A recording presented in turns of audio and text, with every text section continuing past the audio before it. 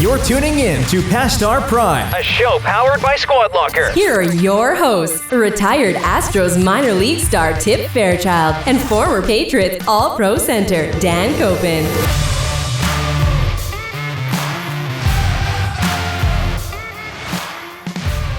Past Our Prime, coming at you. He's Tip. I'm Dan. What episode is this number? Oh, we're getting up there. We got to be at 8? This is 8? Yeah, I like saying the episode. I like saying episode number, and then we also Why do you like to the episode, say... like episode 8? Episode 8, because I want to someday say this is episode 944. It's like, like something it's big. Like Star Wars. And then you guys are doing good. Subscribe, Like rate, review, share, thing. Remember, Instagram at Past Our Prime Show. Like, we're ramping up. They're coming. Fun. People are putting reviews on. This is cool. Getting a lot of feedback. We're going to talk today. This is the music episode. So we got a pretty cool music story. Good guests. We got Mike King. Mike and baseball. Yep. Baseball. Mike King, baseball player with the Yankees. Olivia King, a singer-songwriter, his sister. Cool story they're going to tell. We'll let that happen in the interview. So we got a dual guest today, Max. First time we've had a dual guest. But we're going to lead it in with a little bit of football talk, a little bit of ski talk from the guys. And so let's do ski talk second. So football talk, though, Dan, great games. Here's what I think is going to happen. You tell me. Okay. I texted you this. Oh, this is great. Would it be unbelievable to think that the Buffalo Bills make it to the Super Bowl this year and then only to have to play against Tom Brady? It would be that. I mean, that would be all time. When you sent that to me last night, I immediately showed my wife. Yeah, and just was I felt bad for him. The thought of that happening. Buffalo, they get rid of Tom out of the division. Finally out of the division. 20 years. The Patriots have no quarterback, so they win the division. Great team. I love the makeup of their team. Josh Allen, quarterback. I mean, Stephon Diggs. Defense plays hard. I mean, really, they're a fun team to watch. And then they go to the Super Bowl. And not only that, they have to go to where his home stadium is if it happens. Unbelievable. It's going to be a home game for Tom Brady. The stars couldn't be aligning better for that matchup, and I think that the Tampa Bay Bucks are going to win the Super Bowl. I mean, it's going to be really interesting to see. I would hate it if that happened against Buffalo. Just talk about just bad luck for them. But I wouldn't hate it. Because I know. I'd like to see it. Actually, we got to see 12. You want to see, if you're a Patriots fan, if you're a Tom Brady fan, you don't even have to like the Patriots. You want to see your player do well. He was so Tom Brady is a great championship city. I saw that quote one time, which is accurate, right? So.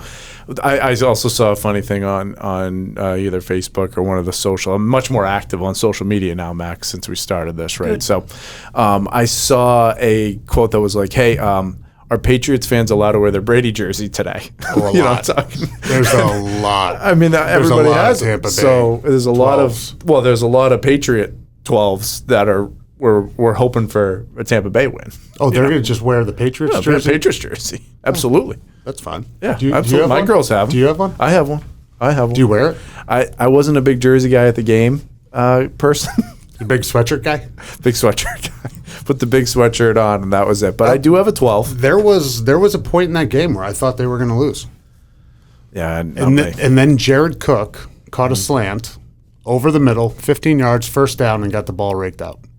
Hey. That was the absolute turning point in that game. Mm-hmm. I mean, I think the teams that should be there are there. So let's see what happens. We'll have a next episode. We'll have. Oh no, we can do predictions right now.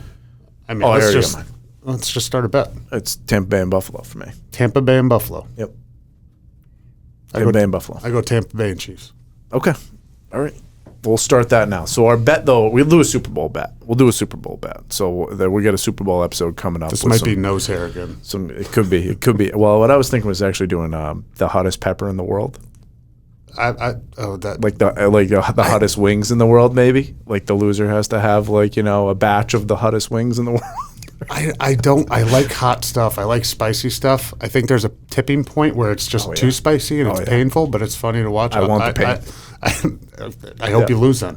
Okay, well, I want you to lose. When you need to put yourself out there for the team and have a big loss here. The fans want to see it, Dan. That's what I keep getting messages on here. So next thing up, you went skiing. I did. We just got off a 30-minute Zoom call with a ski expert, Trey Hamilton, who's also a worker here. He took us through boots, binding, skis, because Dan's about to go all in. I've done this before. I want to go all in at a reasonable price. Yeah, so that's what I want to do. So you are deal hunting right now. Skis, skiing, snowboarding, whatever other sport. If you don't know about it, and it's a pretty expensive sport to go into, you can look and you can read all the stuff you want. But if you don't talk to somebody that knows about it, you're screwed. Guess what I do? I buy for the look. Oh. I'm like, do I want red boots? I'll buy red boots. I buy the thing that looks good out there. It's probably why my skis creak and make weird noises. I don't even care what the boots look like. I just need comfortable boots. Well, I'm excited to see. Did you get any videos from this past weekend? I asked you to get one. Yeah, I don't think we got any. I mean, the kids were going down, and I'm trying not to lose one. And then we're going down the hill, and one's on the ground. It's when you take younger kids. When you take younger kids out there, it is nerve-wracking. You got to put them in ski school. We did a couple times. So I mean, they have the basics down, but then when we take them out, it's one of those things where it's not as enjoyable. So coming soon, we might see a video of you skiing, maybe taking a jump. We're going to try. If even if we go back out again, who knows? We were just prepping an interview, and Dan was scrambling notes down, and I was like, "Wow, he's like getting into this interview right here." And I like gear too. Yeah, well, it had nothing to do with the interview notes. It was all what skis he was going to go when we get done recording. He's going to go buy. So, Trey Hamilton, get ready for another phone call. I'm sure Dan's going to call you on the way. You got to get the right stuff, and I don't want to spend an arm and a leg. Yeah, hey, bargain hunter Dan. So, music, Dan. You ready? I got a couple things. So, I've been to a couple dozen Patriots games, right? Yeah. I mean, I've played a lot of baseball games, so there's a lot of music. Is there a stadium anthem that gets you fired up? Because, I find myself going down to YouTube, rabbit hole every once in a while and watching, at Virginia Tech when they play Enter Sandman, or at Wisconsin when they play Jump Around, or I get into those modes of being look at the wild atmosphere that's there. And the Patriots is, for those about the Virginia rock, Tech right? one is good because I've played down there, and that stadium, it's a huge stadium, and it's not built out, it's built up. Yeah. So the people are 6 feet behind the benches. They're right on you. Mm-hmm.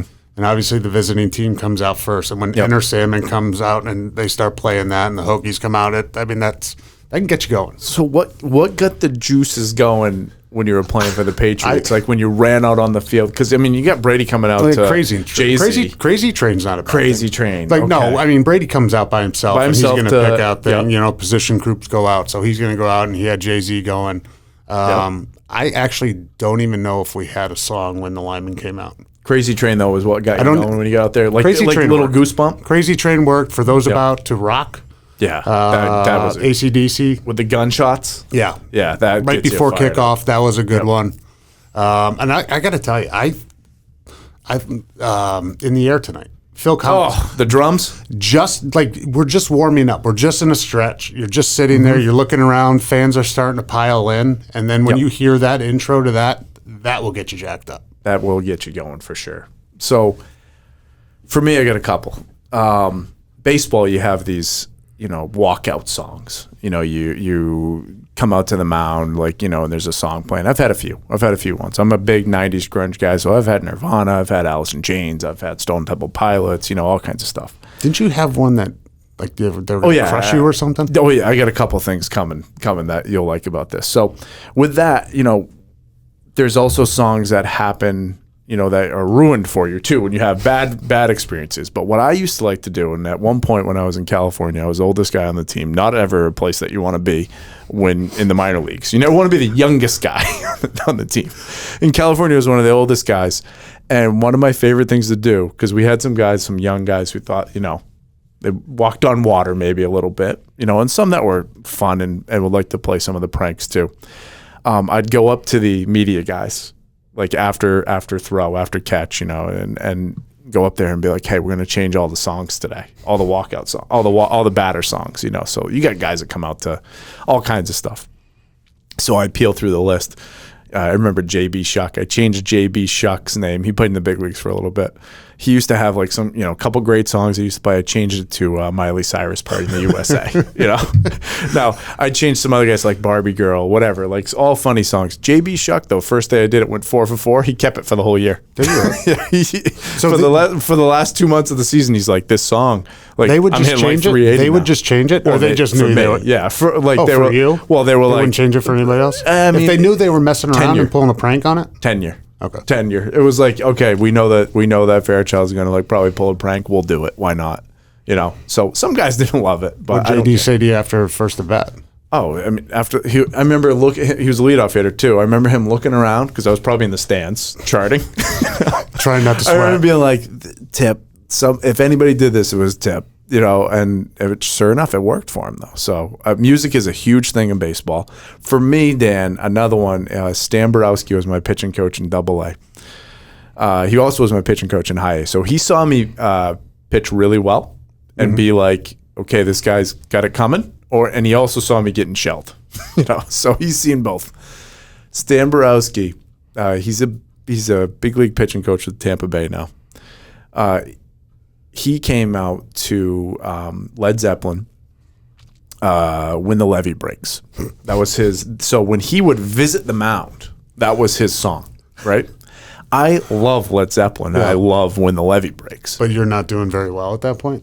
Well, no, that's like, I just like the song in general, right? So now, though, the only thing that I can think of when I hear that song is the pitching coach coming to basically yell at me, right? So whenever I hear it now, he ruined that song for me. So that's a ruined song for me, Dan. Is there any song? It's a great song, but I hated it when it would come on because I was like, oh, great, I just gave up like, a 2-out walk or something, and now I'm going to get yelled at. What if he left you in? Did you like the song a little bit because he'd have to come back out? Well, usually he wouldn't have to come out. Don't you get 2 trips? Yeah, I mean, it didn't matter if I was getting left in or not. It was more just the fact that it wasn't a good situation ever if the pitching coach was coming out, unless it was a big time spot, which is, I mean, they like to hang out in the dugout as much as they can. So did he give you a little rest? Yeah, it's once in a while. I didn't need a rest. I used to like to pitch fast. The other song that was ruined for me was, I mentioned it earlier, was Jump Around. Because Jump Around is I love that song. But if you're going to go to an opposing team's stadium and say there's a guy on second and there's 2 outs, and then a batter hits a double and scores that run, and it's the time that the stands is kind of going, people are loud, that's like the all-time song that always gets played. Yeah. So now whenever I hear like the, Max, I don't know if we can put a little clip in there or not, but when I hear like the screeching sound, I'm always like, did I just give up a double? I could be in the middle of the gym and I'm like, oh my gosh, I'm having like post-traumatic problem. Flashbacks. Yeah, flashback. It's bad. So is there anything like that for you? Do you remember a song I thought you were just going to ask me this, so I'm trying to rack my brain. Like, do you remember like a song or an event from a loss? No, yeah. Well, I mean, I'm not saying. What? Dream On by Aerosmith. It is a fantastic song. Yeah. And I still like it, but after the 07 game, just the 07 season, the last game, remember the song? Aerosmith was going to actually sing it at the post-game party. Oh, it was already set up. I think they were there. Steven Tyler and Joe Perry were there. Yep. And there's a number of different musical artists that come through. That's a big thing. And do it in concert. Sets up like a big concert after, yeah. And they were going to, I believe, the rumor was they were going to play it. I didn't know it before the game. It wasn't like we were counting our chickens before they hatched type thing. I don't want to go there. But now when you hear it, you're like, after when we're at the party, I almost dropped the F-bomb. Yeah, it was. We're all miserable. This is his one topic. Gets him amped up. We are all miserable. Then it's sort of the rumor leaked out that hey, Steven Tyler was actually going to sing "Dream On" at this thing if we had won the game. So every time I hear that memory sort of sticks into my head. Back in. Gotcha. A little bit. Gotcha. What about? So we're telling these stories because Mike and Olivia have a cool situation. So you'll hear that in a second, but. You've mentioned this on the podcast, and I've made a big, bold statement on the podcast about not maybe liking music more than even sports in some occasions. Like I'm a big music person. So when you get on the Peloton now, when you work out now, yeah. you're a podcast or a talk radio person now though, right? More talk radio. So you're not a music person. You don't have thousands of built playlists in your phone like No. You don't have your top songs from 2006? No. Top 100 songs that you wrote down? Nope. I have books on that. Books written down? I write these things down, and I write down like lists of songs that I like to hear. So That's not a bad. I mean, it's not bad. It's not bad you at can all. go It's back great and look, information. but they actually have things technology-wise today that Now they do. If you want to listen to 2000s rock, you can actually just click a button and you don't have to do all these stupid lists. Yeah, exactly. I don't need to do it anymore. I didn't know that technology was coming. If I did, I probably would have. So what are you going to do? Go burn a CD or something like that? No, it's just once in a while I'll peel back and be like, what was I listening to in 2007? And I'll take a peek. You're a deep thinker. Once in a while, I get back into the list. So I've been putting them into. I'm a big Spotify person. By the way, Spotify, you can listen to the podcast on Spotify. Yeah, so you can follow it there. Yeah, you can follow. You can rate. You can review. Yeah, rate and review. You can't rate and review on Spotify. So put those on the Apple podcast ones. But that's where I listen to my music. And I've been a Spotify user for a long time. Build the playlists. Do you have the premium? That's what I do. Premium. Oh, I've had it for a long time. No commercials, no ads? 2000. Oh boy, early, maybe 11, something like that, 12. I don't know. It came out around that time, so I've had it for a long time. But music episode coming up. You got anything else on music, Dan? I mean, Dan's not a very lively music talker. He likes his old school hits, Max. That's Old what school. I think. 70s rock on the Peloton. 70s rock. I'm good. Okay. Hey, that's how it works. So listen to the Mike King and Olivia King interview coming up. We also got a team of the week after it, so stay tuned for that. And we're going to keep on doing team. We're going to actually do team of the weeks now, Max. It's not going to be every week. Well, I don't know. We might do 2 or 3 a week sometimes, but there's one coming up after the interview, so stay tuned and it's coming your way. Double feature today on Past Our Prime Show. We've got a brother-sister combo. Mike King, current major leaguer with the New York Yankees, 2-time high school state champion at Bishop Hendricken, a Boston College standout. Smart. Well, Dan went He's there, smart. so I mean, we got a lot to talk about on that. I'm just saying he's smart. Well, a 12th round draft pick by the Marlins, very familiar. 12th round draft pick right here. Oh, congrats. So we got a lot of things in common. And then we've got Olivia King, singer-songwriter, Max. Pretty impressive, right? Yep. First singer-songwriter on the show. 3 million streams on Spotify. That's a thing. That's huge. That's big. We're not there yet. We don't have that type of power yet. Sports Illustrated article on a walkout song, which we got a story coming up on. That's one of the questions that we have. And the cover of Title's Pop Rising playlist. What's going on, guys? How we doing? That was pretty good. Happy New Year. Yeah. I nailed that, right? And you didn't laugh. Didn't laugh. Here's the first thing. First thing before we do anything else. I used to give baseball lessons to Mike. Back in the day, okay? How old? In your teens. In your teens, right? Yep. I also, Olivia, when she was in college, did a little internship around these parts. So I've worked with Olivia as well. I took a year off, and Tip helped me still get college credit. There we go. So what we're talking about here is, am I a star maker, guys? I got 2 stars here, or is it your parents? Is it me, or is it your I parents? think it's you. Okay, all right, so good. See that, Dan? All right, who benefited more in their career going forward from Tip's advice? Would it be Olivia or Mike? Ooh. Me. You. All right, Good. so what did he teach you that you didn't know? What mechanics? Well, What- he how was a smart- raw talent, so. Raw talent. That's Yeah. very fair. But what did Tip do for you? I still think about it to the day, and like even when I'm playing catch. There was one time I had I'd say an okay pitching coach before Tip who kind of messed me up a little bit. And when I went to Tip and he helped me out, he was telling me to focus on my glove side, just like look down the sight at your target and throw. And after the fact, he was like, honestly, your glove side and everything was totally fine, but I wanted you to focus on something you were good at, so the rest of it just kind of synced up. And to this day, I think of one thing I'm good at and focus on that, and I know that the rest will sync up around that. So he has actually A lot of influence. So every day you think about that. Was it just a one-day training session, or was this multiple occasions? How long did you work with him? I remember that from the one day, but we probably, I don't know, A couple years. A couple years. Yeah, a couple years working with the talent. Was this before Boston College? Oh yeah, this was like either a freshman in high school, something like that. Okay. Early on in the career. So thank you, Mike. See that, Dan? I help people. You know what? We're not all about bringing people down, so I'm going to give you that one. Congratulations. That's well done. Thank you. First question, we're going to go to Olivia first on this one, okay? And you guys are probably going to there's probably going to be a brother-sister fight on this one, okay? That's what we're hoping for. Or you guys might agree. I don't know. What's tougher here? Going to Olivia first. Being on stage at a concert, right? Big concert, a lot of people there, like you're on stage, or pitching in Yankee Stadium. Full stadium, not a COVID stadium, full stadium. We're probably going to have opposite answers. I say pitching in Yankee Stadium because you don't have as much control. Like, there are other people around you. For me, I'm practicing before I get up on stage. Obviously, he's practicing before he gets on the mound. But I think there are a lot of variables when you're pitching.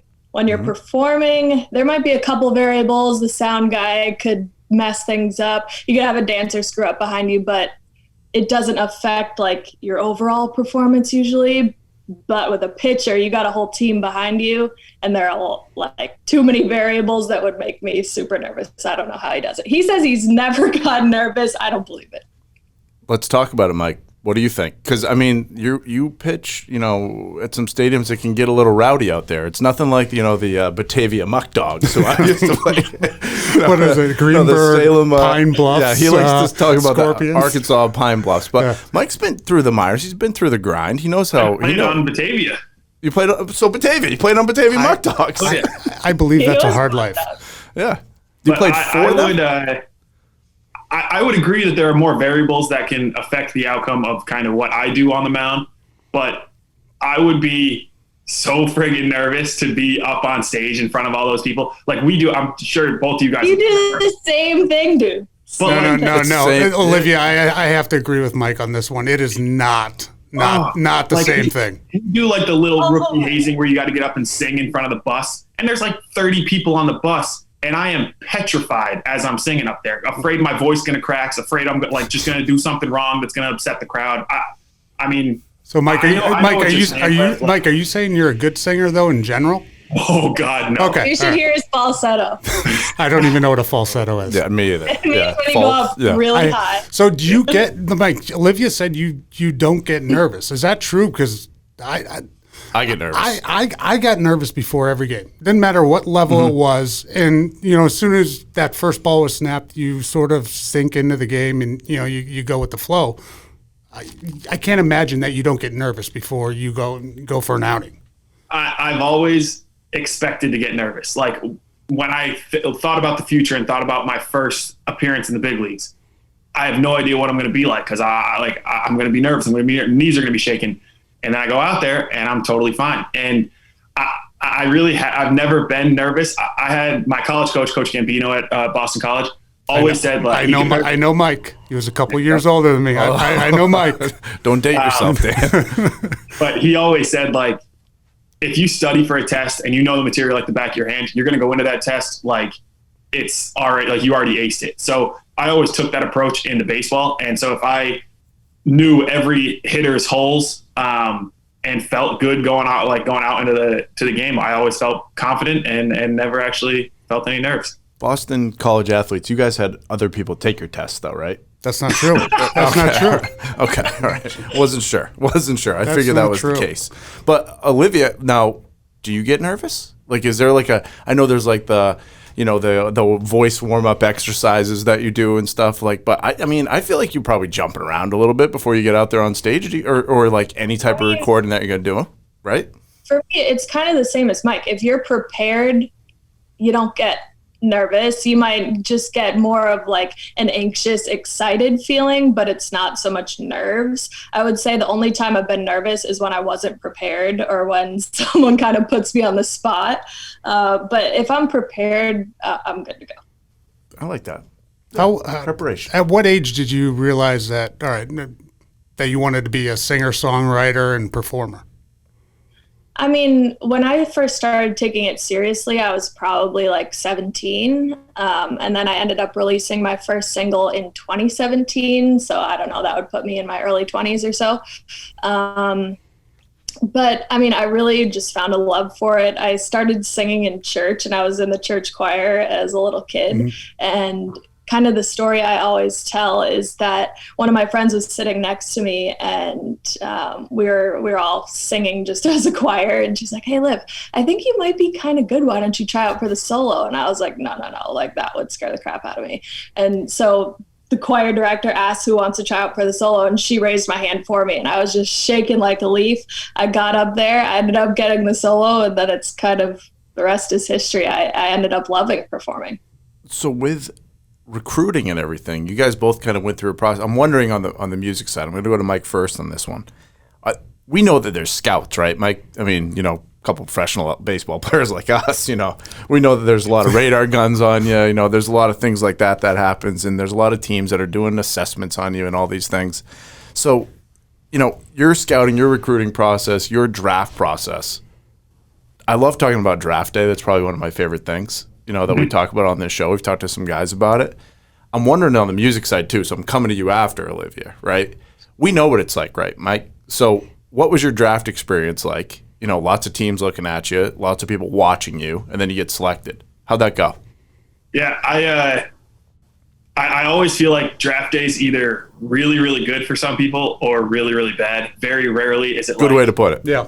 You went where you wanted to go. So at the time, my agent was talking to me saying I was going to go rounds 2 through 6. And so the baseball draft is the first 2 rounds or first day, then it's 3 through 10 the second day, and then 11 through 40 now the third day.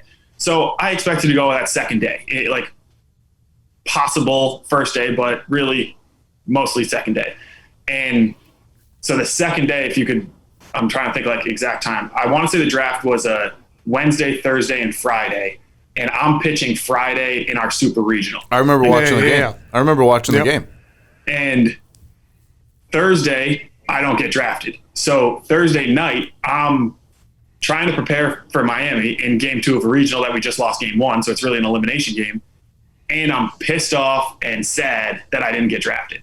So now I have no idea if I'm even going to sign, if I'm even going to get drafted, if I want to come back for my senior year. I really had no clue. And then game started at 12, the draft started at 12. And in the bottom of the first inning, my mom comes in the side of the dugout. It was like I was in Little League, and I was like so embarrassed. I'm like, "Mom, what the hell are you doing in the dugout right now?" And she said that the Marlins just drafted me. That's a good draft story. That's a really good draft story. Because that's not normal, right? No. The timing has to be perfect on that for that to happen. Where normally you're sitting at your house or you're doing whatever, right? You're with people, so that's a good one. That's a different story for sure. So how'd that first inning go? It was actually really good. There we go. I kind of had a little fire in me in that first inning, and then after I got drafted, I had a little. It was like a combination of fire, but also like a relaxing feeling. So I had a pretty good first couple innings. You knew you had a job after the game. Exactly. That's the way. That's the way to look at it. Yep. So, Olivia, does this happen in music too? So this is the music episode, by the way. We're talking music before which Tip and I know nothing about. No, well, I know all about good music. Dan's still living in 1989, with his hits. Hey. But does this happen in music too? Do you get recruited? Are there people I know that people go to shows talent people, but explain it a little bit. I mean, today is just so different. And I always said to Mike that I was so jealous of his path because it's that people are legit along the way. The music industry is so different. Mike goes from Little League to high school ball to college ball. If you don't, there's a path. It's you got some options, but there's not endless opportunities, which is both good and bad. I mean, the music industry, I've literally gone and flown all the way to California to meet a guy who said that he found Lil Wayne and created his whole career, only to meet him on a park bench, and all he wanted to do was talk about Philly cheesesteaks. And I'm like, what the hell was that? That's a Dan and I. We'd be like, yeah, let's talk about Philly cheesesteaks. I can talk about that for hours. All day. They're delicious. But it gets pretty frustrating. There are obviously people who have approached me that are legit, but it's a lot harder to vet those people because you don't have people in the industry. There's just so many opportunities that that it's hard to kind of see who's legit and who's not. But I mean, you talked about path, and obviously Mike's got coaches the whole way up. Is there anybody in your career or your life that has coached you, in the music and song lessons, whatever? Voice lessons. I mean, Voice I was guessing voice lessons, not song lessons. Songwriter lessons, song too. lessons. She's a songwriter. Oh, that's true. Thank you. Yeah. I mean, when I was younger, I did have a voice coach, and more than anything, she gave me confidence when I was performing. It wasn't so much like after a certain point, it got to be where she would just kind of sit back and tell me to sing any song I wanted to sing. And then she would just kind of amp me up, and seems weird, but it just gave me that confidence to get up on stage and have a good stage presence. But other than that, I mean, Mike's kind of lucky. My family and all their friends are all in that baseball world. Like, there's no people that my parents are friends with that are in the music world. They didn't come from a music background. So it's just different. Like, I've never quite had like a mentor. So I've really just been grinding it on my own. There have been different people who have kind of come in and out, a couple that have stayed around, some songwriter friends, producer friends, consultants, managers. I mean, the music industry is just so different. It's too complex for us, Dan. There's a lot of people. Yeah, and Mike. I'm sure Mike's like confused up there. Mike's got to deal with coaches. You got to deal with agents. But, I think there's a lot of people, that can kind of rip you off in the music industry if you're not careful. It seems that way. Yeah. I watched the show Nashville. So that's just what I'm basing it on. Olivia, are you a Boston Red Sox fan? I am not. I've been a Yankee fan since I was young. So did Mike grow up a Yankee fan too? This is a good question because this was one of mine too. So Dan stole it, but I didn't know. Where does this? Yeah, what were you a Yankees fan, Mike? I know. So we know Olivia is now. Like, where is it? Because I feel like your dad is a Red Sox fan, right? I'm surprised. Do you know the story? You just I don't know it. So my dad raised me to be a Boston everything. Patriots, Celtics, Bruins, Red Sox. And he got tickets. He was in TV. I'm sure Tip knows that. And so it was like his agent got him tickets to the ALCS in 2003, Red Sox Yankees. It wasn't the game that Boone hit the walk-off, right, but it was like game 3 or 4 at Fenway. And my dad and I were on the tee going to the stadium. And over like the T loudspeaker, it says the game's been canceled or postponed because of rain to Tuesday. And because my dad's in TV, he's now working Tuesday night doing the 6 and 11 o'clock news. So he tells my mom, hey, you got to take him. This is like once in a lifetime, Red Sox, Yankees. You got to go to these playoff games. And my mom just kept saying, no, sell him. You can get so much money for him. I end up going with my mom, who's from New York, big Yankee fan, loves Mariano Rivera. I'm an 8-year-old kid. Yankees win. Mariano Rivera closes it out. My mom's like starstruck. I'm sitting there like the Yankees just won. I'm a Yankee fan. And so my dad gave me $20 to get a souvenir at the stadium. And so on our way out of the stadium, I buy a Yankee hat. And I come in the house with a Yankee hat on. All I remember is my dad laying on the couch, and I come around the corner, and he's just stabbing himself with like an imaginary knife. Like, you got to be kidding me. And because he was so pissed off about it, it made me want to be like, I'm in that like rebellion little kid stage. So I just wanted to be more of a Yankee fan. So I got a weird path because I'm a Celtics, Bruins, and Patriots fan, but then somehow I'm a Yankee fan. Okay. And then all right. Yeah. Which you can't do, but all right. I got it. Yep. But then being on the Yankees now makes it so I don't need to tell that whole story. And I can just say like, I play for the Yankees. And I saw a video, I think, where I saw your dad wearing a Yankees shirt. I mean, I'm assuming he's converted now. Yeah. Right. Oh, he converted way faster than I thought he was. It's actually Liv's fiance was the one that I'd say stayed as a Red Sox fan longer than anybody that I thought would. But now I think he's probably one of the biggest. Did he fully convert? Or did he just all right, so when we're playing each other, right, he's a Yankee fan. But when the Red Sox are playing, is he still rooting for him? Not really. Oh wow, this is blood is thicker than something, dirty right? Water. Dirty water. Oh, there's an actual shirt for that. Always Print the says. T-shirts. Print them. That's a good T-shirt. So the mom infiltrated both of them and became Yankee fans. It's a Yankee family now. Yankee family. I don't. So one thing we've got coming here that I want to talk about. This is a good story because this was in Sports Illustrated, right? And this is like kind of why we got you guys on together here. I'm a huge walkout song guy. Oh, he just mentioned Mariano Rivera. Right. I understand, man. I mean, that is like intimidating as it gets. Right. Like a good walkout song. All right. Considering the guest, though, that might be second best of all time. Okay. All right. So that's right. True. Number one is coming right here. So, Mike, you've got a walkout song, right? You're in the big leagues. You got a song that plays before. For people that don't know, that's what happens. I don't necessarily know that on the big league level, but they played a song for you in the minor leagues too. That's nice. Right? I had a couple different ones. Sometimes it was like, Barbie Girl and whoever wanted to change it in the room that day, but it was a good time. So Olivia wrote the song. Yes. Give us the rundown on how this happened and how you selected it. And like, did she write it like just assuming, hey, you're going to get to the big leagues someday? Did I write it 5 years ago, or was it written like, hey, he's in the big leagues now, I'm going to write it? Right. So I'll give the little background, and then she can give probably more of the details about the song. So in college was really the first time that we were allowed to have walkouts. And I every year had the struggle of picking my walkout and never knew exactly what I was going to do. And obviously Liv being the music one, I would always text, be like, hey, what's a good walkout? You got to help me out with a walkout. And because it was such a struggle, I would always ask her, come up with the walkout. And all of a sudden, one Christmas, going into my junior year, so it had to be 2015, Christmas, I come out to a walkout song as my Christmas present. And it was by far the best Christmas present I've ever had.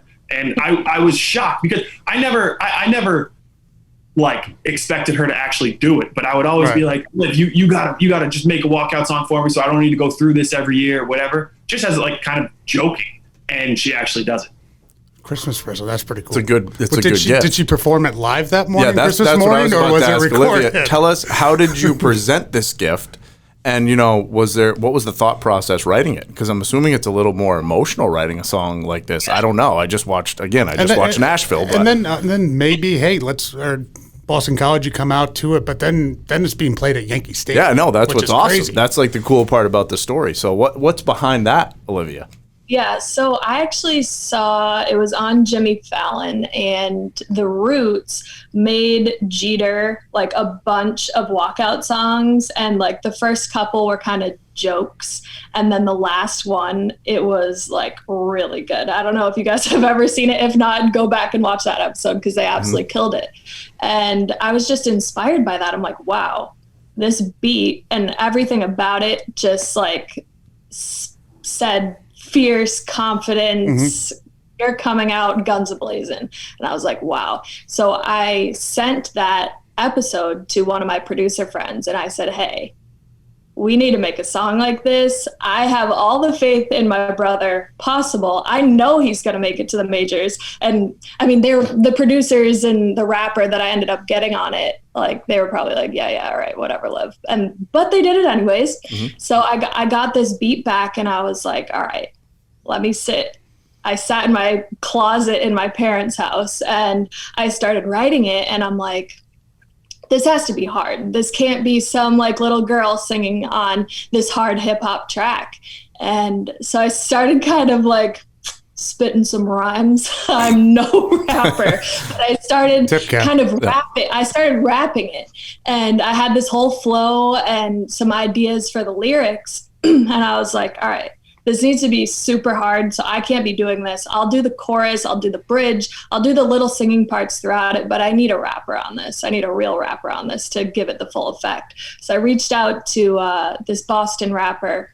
He goes by Maystar, and he was like, I didn't know you could rap. I'm like, I can't rap. That's why I need you. So we ended up getting in the studio, and I was like, hey, are you going to use all the lyrics that I wrote? And he's like, Liv, I got you. Don't worry. And he hadn't sent me any sort of a draft. And we're getting in the studio in Boston, and I'm like, do you have anything for me? He's like, don't even worry about it. I'm going to write it. I'm going to tweak it on the subway on my way there. I'm like, okay. So we were filming the music video that night too. So that's why I was nervous, because I'm like, I'm giving this whole package to my brother as a Christmas present, music video and everything. And you're not even giving me a draft of what the song's going to sound like. So I go into the studio, and he lays it down. He tweaked some of my lyrics, used my flow.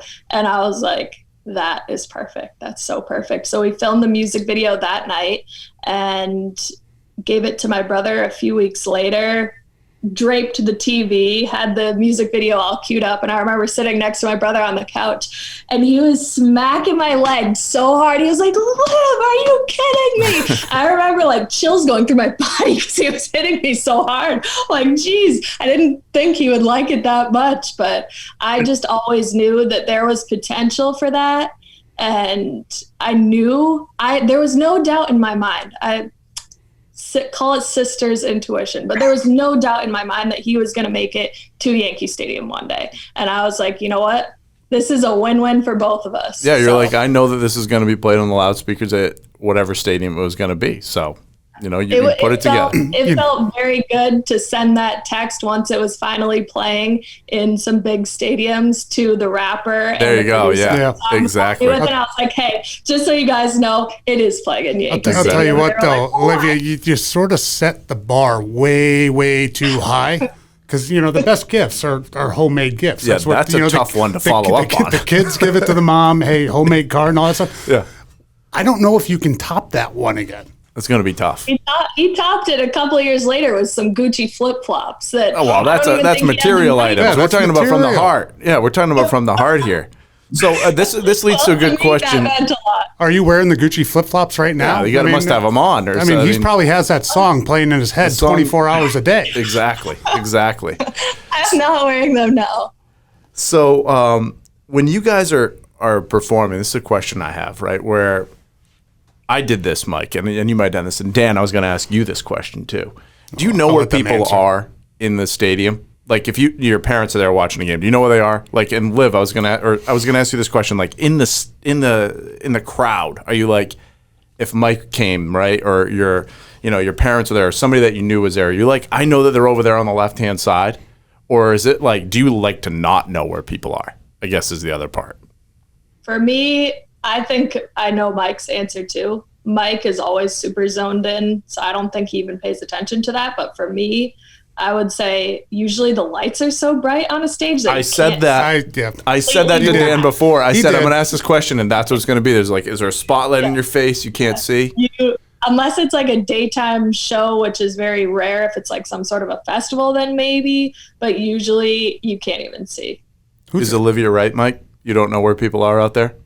I don't. Do you have a general idea where they are? The thing that's tough is my dad just circles the stadium. So he's very superstitious. He's a walker. Got so it. if I give up a hit or give up a run or something, he's in a new spot for my next outing, for my next inning. So even if I knew where they originally were sitting, if I went and looked up there in the fourth inning, they're not going to be sitting in that same spot. They also hate when other people talk to them when I'm pitching. So if they're in like kind of a chatty section, my mom will just get away from it so she can be like alone and focused on what I'm doing. So I wouldn't even have the like ability to figure out where they are, but I really don't look up. Do you guys? Is that what you're saying? I was going to ask Dan first. Like, when you're playing, it's not like you really look up and you're worried about it. Like, I know a general idea after a big game, or if I'm walking off the field or something after the game, look up and wave or something like that. General idea. For me, I knew, but they always sit in the same section. I mean, my parents didn't roam. I got you. I knew because I guess my parents weren't as good of fans as his parents. Yeah, exactly. I knew because I didn't want to look into the stands and see sheer disappointment on their faces. So I was like, don't look over there because that's where disappointment's going to be coming. How much do you guys feed off the fans though? Olivia especially, you can't see them, but you can hear them. Mike, after you do a big strikeout or something like that, how much does that play into your careers? Well, that's why it was really tough for me. Oh, our first technical difficulty. Really? There we go. We technical difficulty there for a second. We'll cut that. No, don't cut that. Leave that. That's good stuff. So keep going with that answer, Mike. We're good. Yeah. It was so difficult for me this year with COVID and not having fans in the stands, just because I had zero adrenaline whatsoever when I was out there. I had to totally muster up the adrenaline. So I didn't realize that it played a big part in my game, but not having the adrenaline or pressure to actually perform just made it feel like a spring training game or practice or a live BP, whatever it is. And there were, I think I had like 12 appearances this year. There were probably 5 times where I'm on the mound just like, dude, lock in. Like, this is a big league game. This matters. I can't imagine that. I wouldn't. Yep. It's like you're pitching rookie ball again. Yeah. Like back, or like you're pitching in a minor league spring training game. Very much like that, where you have to be locked in, but there's nobody there. Right, so it's tough. It's all mental. Sports are adrenaline, and the momentum of the fans. And if you don't have that, especially this year sucked in general. And that's what I was going to ask Olivia too. It's like without being able to have shows, right? Like it's all about online content right now and media. So like, how are you? Like, can you get the same feel? Can you get like that? The nervousness that we were talking about a little bit. Do you get that when you're going to do something? As like a live or something like that, where you're doing a live recording or you're doing a live show that's like, there's nobody out there. There's just a camera in your face with like a computer screen. Like, does that still get you going? It's definitely a different vibe, but this year I've actually grown more than I have any other year. And I think it's because I tapped in so hard to the online fan base. Mm-hmm. And so I literally do a live stream on my Instagram now every single day for at least an hour. And I add people into my live so that I can see their face, they can see me. And it just ends up really, I think it's important, especially as an artist, to have personal relationships with people who are supporting you. Because at the end of the day, as a music artist, I'm nothing without them. I need them. So I tried to make it a point to really make them feel like my friends and not like a fan. And so it's actually, I love what happened. I don't love what happened this year. No, we got you. We're not going to take that the wrong way. What'd you say? We're not going to take you the wrong way. We got you. And we understand what you're saying. But this year was actually probably my best year to date, just because I was able to, it would never happen where I'm fortunate enough to have a home studio and have a whole green screen thing behind me, and just I can create as much content as I want. Usually I would be out traveling, I'd be out doing other things, but it just forced me to hone in on my music and create as much as possible. Max, our producer, is in here. Take some notes on this, Max, for how to do social media things. Do we need to do a live stream? Do we need to Past Our Prime show live stream? Olivia, are we live right now? Because that would probably help us out. Can we get some ramp? Yeah, can we get? She'll have to invite Past Our Prime into our next live show. We don't necessarily even know, Olivia, the right terms. Where Dan and I are hey, add that to your tag me in that. We're what does that even mean? We don't know what that necessarily means. Honestly, I think it would be really beneficial for you guys to have your guests, if you go live on Instagram and add them. The reason why my following jumped up so much this year is because of those live streams. So if you can follow this, when you add someone into your live stream, so say I came onto your live stream, it would, it would show all of my followers that we are live together. It wouldn't just be showing your followers. So now you have your followers plus my followers getting that notification. Write that down, Max. Max is typing as we speak. It's been written down. It's everything. So Olivia, not that this isn't going to work out, but just part-time gig aside on music, we're actually looking for someone to help us. Come drive our social for us a little bit. Tip hired you once. We can do it again. Hey, we could do it again. Yep. I hired Dan for 1 hour a week, so that's how we can do it. I am available for free help whenever you guys need it. Oh, see, people taking care of people. One more question for me. Do you have one more, or are you done? Because this is my favorite one. All right, then I'm not going to. Okay. Let's let it go. Last question for both of you guys. We'll go with, let's have Olivia answer first. Favorite color Gatorade? Gatorade. We ask everybody this. Yellow. Yes.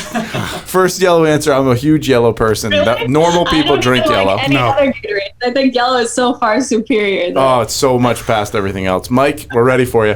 I'm an orange guy. All right. Okay, all right. I can get it by with orange as long as you didn't say red. I'm red. I'm sorry. No. I'm red. Yeah. How can you? All right. Do you like fruit punch?